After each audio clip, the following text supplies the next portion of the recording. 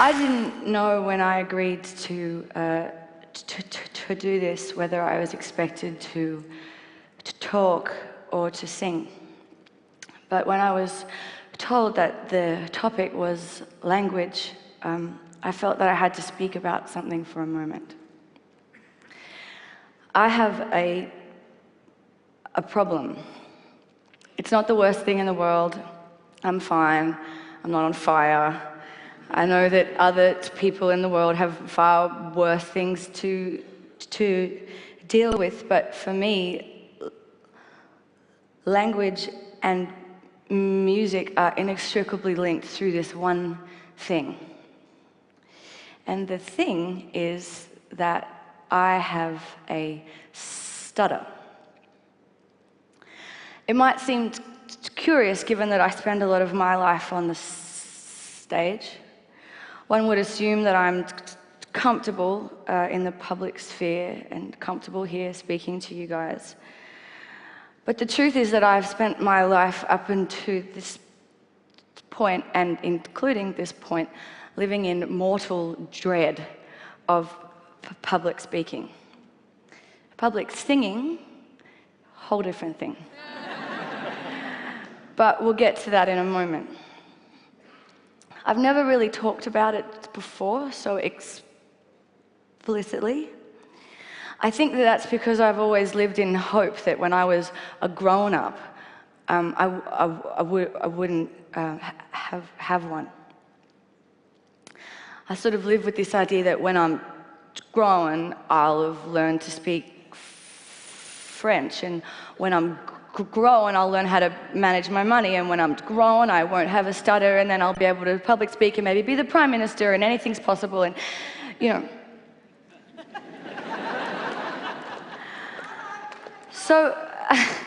So I can talk about it now because I've reached this point where, I mean, I'm 28. I'm pretty sure that I'm grown now. And I'm an adult woman who spends her life as a performer with a speech impediment. So I may as well come clean about it. There are some interesting angles to having a stutter. For me, the worst thing that can happen is meeting another stutterer. This happened to me in Hamburg when this guy, we met and he said, hello, my name is Joe, and I said, oh, hello, my name is Meg. Imagine my horror when I realized he thought I was making fun of him.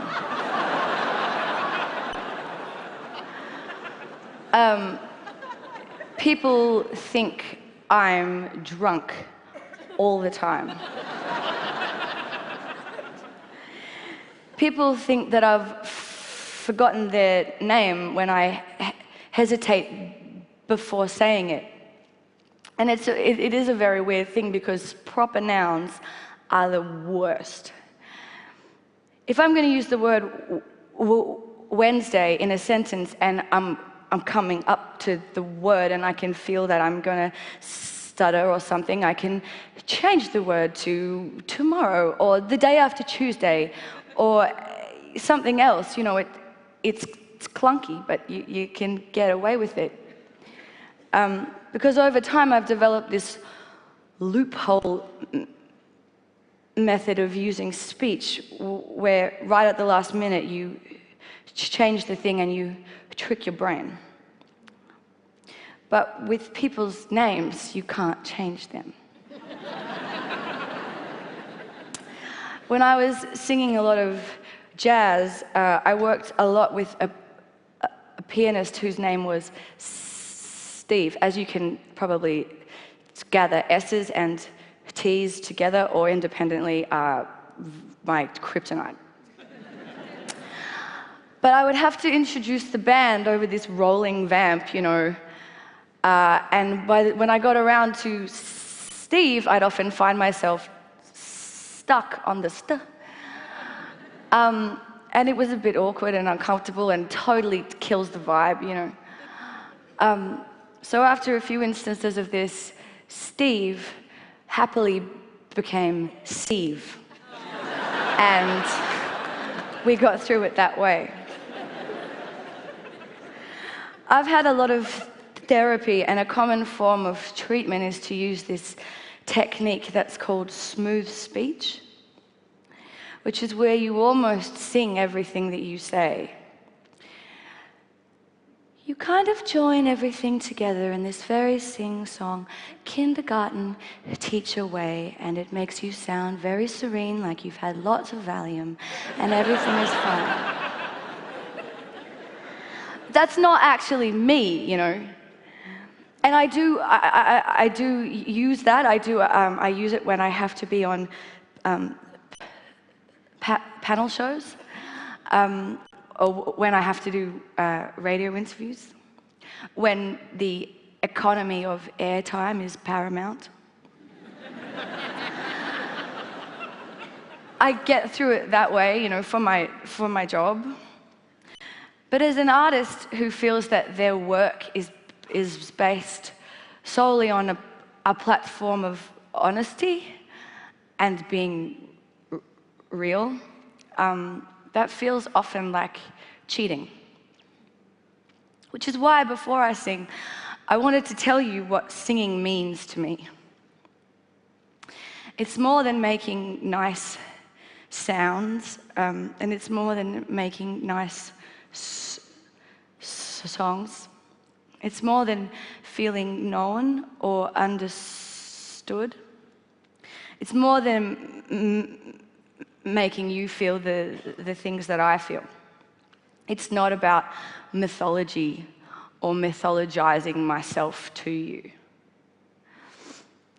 Somehow, through some miraculous synaptic function of the human brain, it's impossible to stutter when you sing.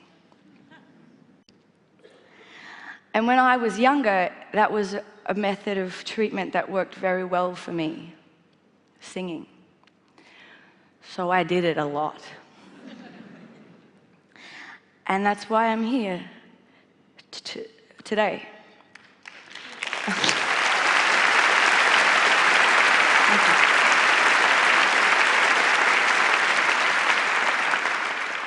Singing for me is sweet relief. It is the only time when I feel fluent.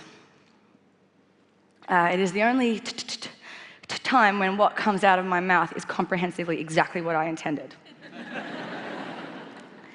So I know that this is a TED talk, but now I'm going to TED sing. This is a song that I wrote last year. Thank you very much. Thank you.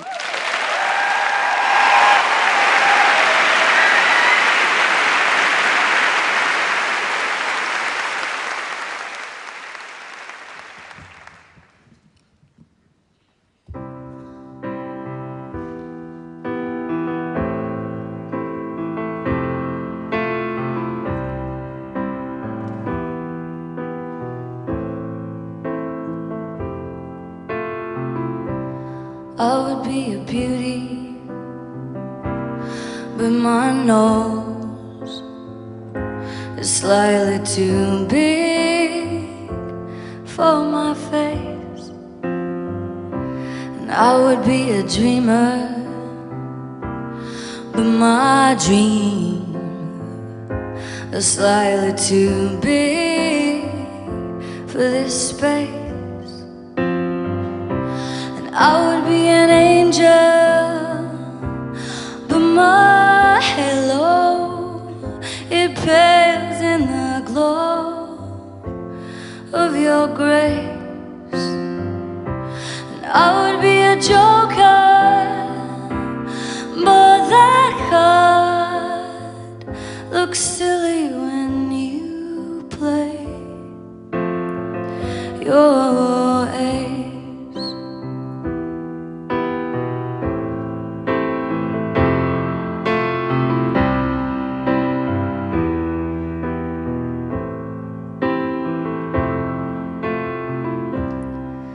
I'd like to know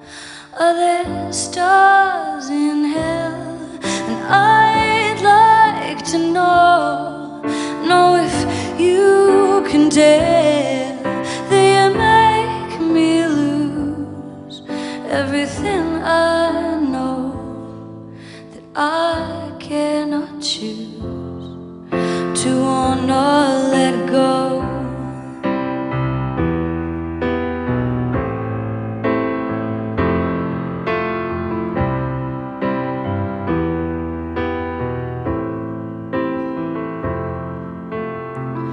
And I'd stay forever,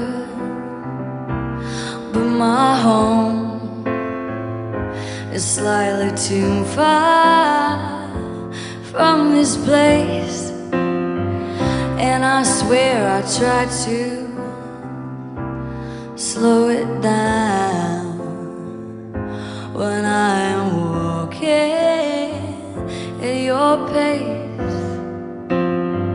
But all I could think, idling through the cities, do I look pretty in the rain? And I don't know how someone quite so lovely makes me feel ugly and so much shame.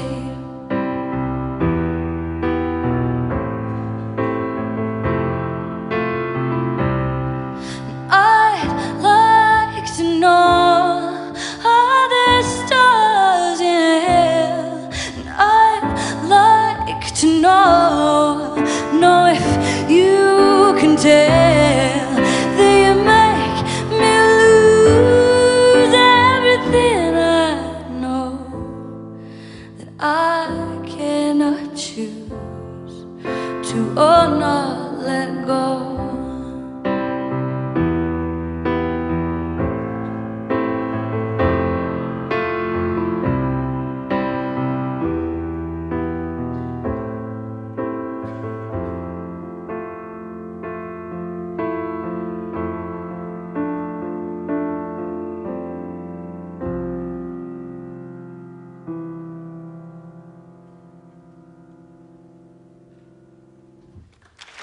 Thank you very much.